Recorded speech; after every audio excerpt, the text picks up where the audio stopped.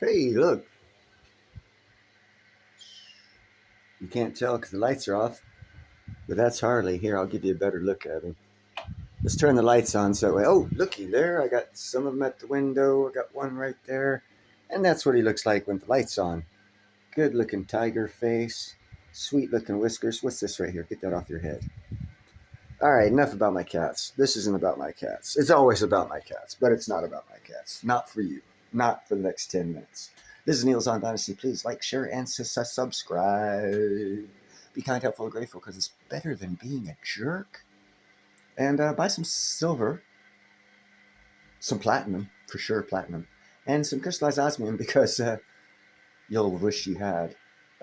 Anyhow, that's not what this is about. This is about in South Africa, poor governance leads to collapse of Johannesburg infrastructure. Isn't Johannesburg like the GDP leader of the freaking south of the equator? Aren't they like the greatest thing since Swiss cheese hit chocolate? That was disgusting, Swiss cheese and chocolate. Oh God, where'd I get that from? But anyhow, after you get over the Swiss cheese and chocolate thing, let's see what they have to say about the greatest frickin' city in Africa, the GDP leader of the frickin' world.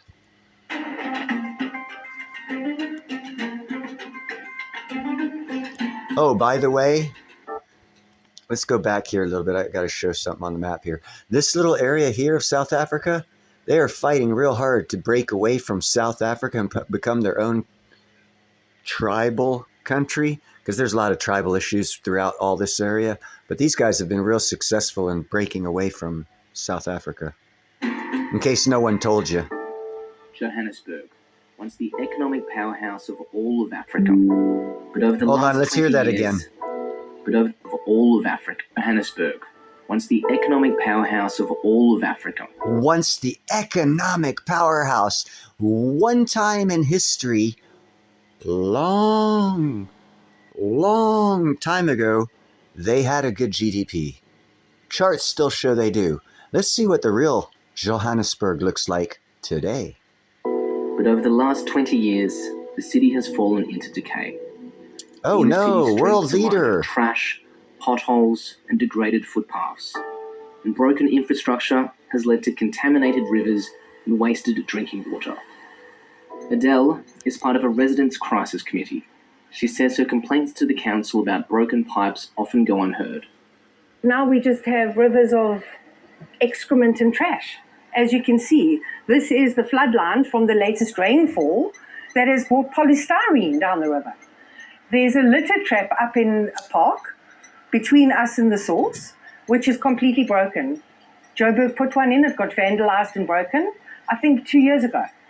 They don't seem to have done anything to try and put something else in place to actually prevent this absolute desecration of a vital water source. Johannesburg restricted access to tap water for residents in November, but more than a third of available drinking water is wasted from broken infrastructure. Adele attends a crisis meeting with other concerned residents. They want to know why authorities don't respond to them. The city of Joburg, with the changes in mayors, Oh, by the way, South Africans consider her Anglo-Saxon. musical chair of mayors, it hasn't been able to provide leadership. The African National Congress has been bleeding support in Johannesburg since 2016, leading to chaotic coalitions, infighting and opportunism, which has seen the city ruled by 10 different mayors over the last 5 years. In a phased approach, the government can then begin by delivering tarred roads, street lights, and other services to develop the sites into a community. With each change of mayor, infrastructure contracts are often abandoned and administration staff are fired. On top of that, corruption has plagued the mayoral committee during the tender process. Some experts say to address the city's degradation, services must be separated from politics. If you've got a power play between political parties, no one listens to an Anglo-Saxon in South African government. It's because for the appointment of a contractor. In the first instance, that's the main problem that we encounter. because of huge infrastructure projects, huge contracts and tenders that's being allocated. There's an infighting between political parties of who the contractors should be.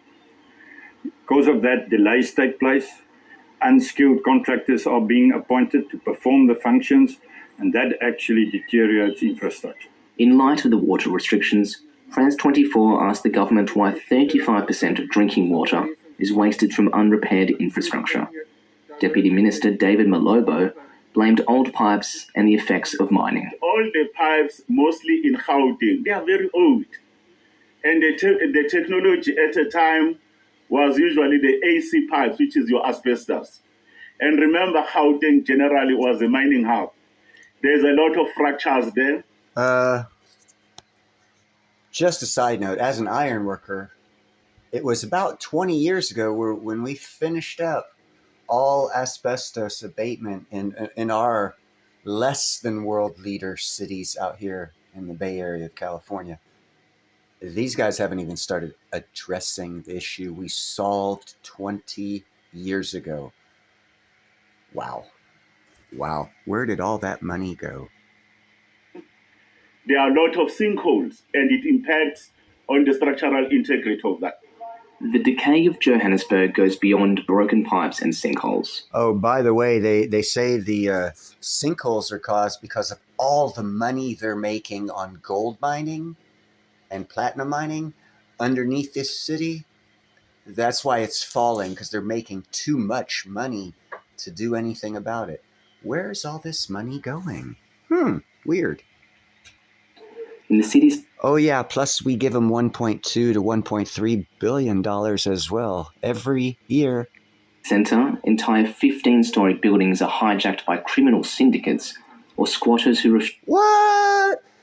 Did I forgot to mention that South Africa is the murder capital of the world, and their number one industry is private security, and I think they have like 3.5 million private security personnel just in South Africa. And now you just heard this guy from France English with 3.19 million subscribers here saying that gangs hijack 15-story buildings for their gang activity. Wow. Hey, can anyone in the comments below tell me where does it show in GDP when one of your large skyscrapers gets taken over by a gang and you don't get rent anymore? How long does that take to show up on your GDP? Because it takes a while for them to be able to get to the point where they can hijack a whole 15-story freaking building. refuse to pay for services or rent. The government has made efforts to evict them and have resorted to cutting off electricity and water. But many buildings in the central business district remain hijacked. Angela Rivers has called on the government to work with the private sector to take back control of the city. So the building across the road, Newkirk, was hijacked for several years. In the year that Mashaba was the mayor, there was a fire in the building, and 3 bodies were actually taken from the building that weren't deceased due to the fire. They'd actually been decomposing in the building for quite a while, which we do see in hijacked buildings because they've mainly housed the criminal element. It's a good way to, I suppose, dispose of a body. Remington House was hijacked in 2012 by criminal syndicates.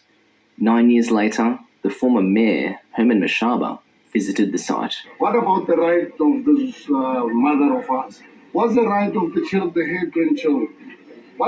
Don't they have rights in this country? Or maybe to the criminal syndicates in this country, they've got more rights more than law-abiding citizens.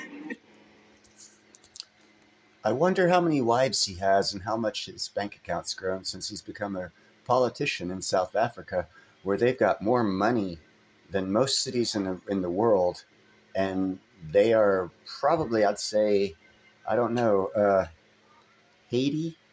They're a little below Haiti as far as infrastructure and everything except for GDP. It cannot be. But Mashaba had already stepped down as mayor amid political infighting in another transition of power. Many businesses have moved to Sandton, a safer financial district 20 kilometres away, to escape the decay of downtown. The decay of Johannesburg. Oh my goodness gracious.